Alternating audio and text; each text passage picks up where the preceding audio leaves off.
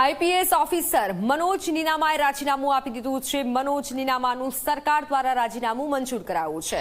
મનોજ નીનામા 31 મે 2026ના રોજ નિવૃત્ત થવાના હતા.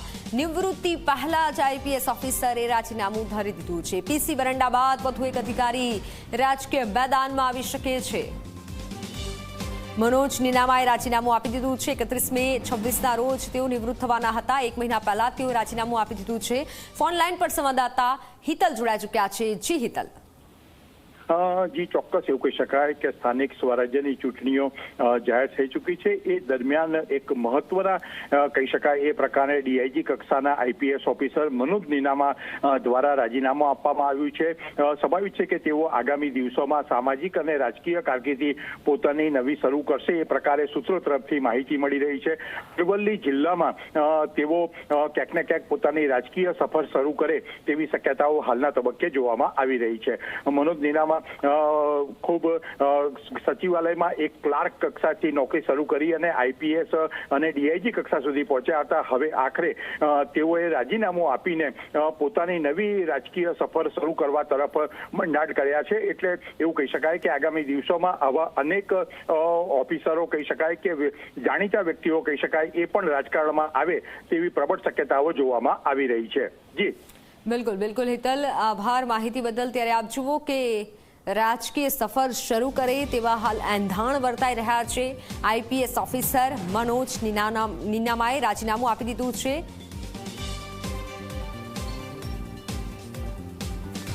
તો આપણી સાથે મનોજ નીનામા આઈપીએસ અધિકારી જોડાઈ ચૂક્યા છે. સર, આપનું સ્વાગત છે ઝી 24 કલાકમાં. Thank you. સર, આપે રિઝાઇન આપી દીધું છે, રાજીનામું આપી દીધું છે. કારણ શું હોઈ શકે આપના રાજીનામાનું? બસ મેડમ, આવું છે કે 1985માં મેં સરકારી સેવામાં ગુજરાત સરકારમાં પ્રવેશ કરેલો. એટલે લગભગ મને 42 વર્ષની મારી સર્વિસ થઈ છે. અને આ 42 વર્ષમાં જુદી જુદી કેડરમાં મેં ફરજો બજાવી છે. અને અત્યાર સુધીના મારા જે સરકારી સેવા સાથેના જે સરકાર સાથેના સંબંધો ખૂબ સારા રહ્યા. સરકારે ખૂબ સારો સહકાર મળ્યો અને પારિવારિક અને અમારા કૌટુંબિક સામાજિક જવાબદારીઓને ધ્યાને રાખીને મેં આ સેવામાંથી નિવૃત્ત થવાનું વિચાર્યું છે.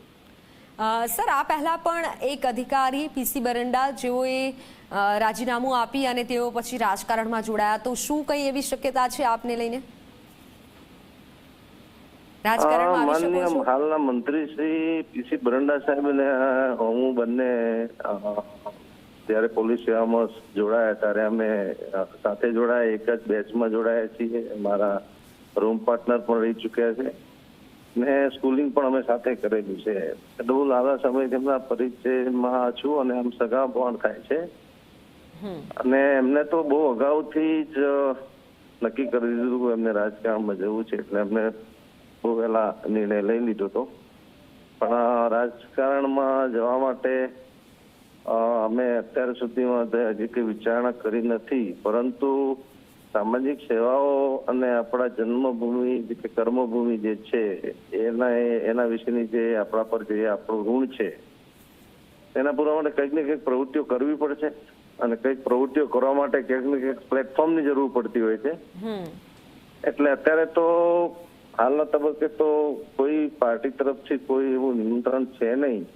પણ કોઈ પાર્ટી તરફથી ઓફર કરવામાં આવશે તો અમારા તરફથી ચોક્કસ વિચાર કરવામાં આવશે. જી બિલકુલ, આભાર આપનું ઝી 24 કલાક સાથે જોડાવા બદલ. તો આપણી સાથે પૂર્વ આઈપીએસ અધિકારી જ જોડાયા હતા. તેઓનું જે સ્પષ્ટ કહેવું છે આપણે સાંભળ્યું.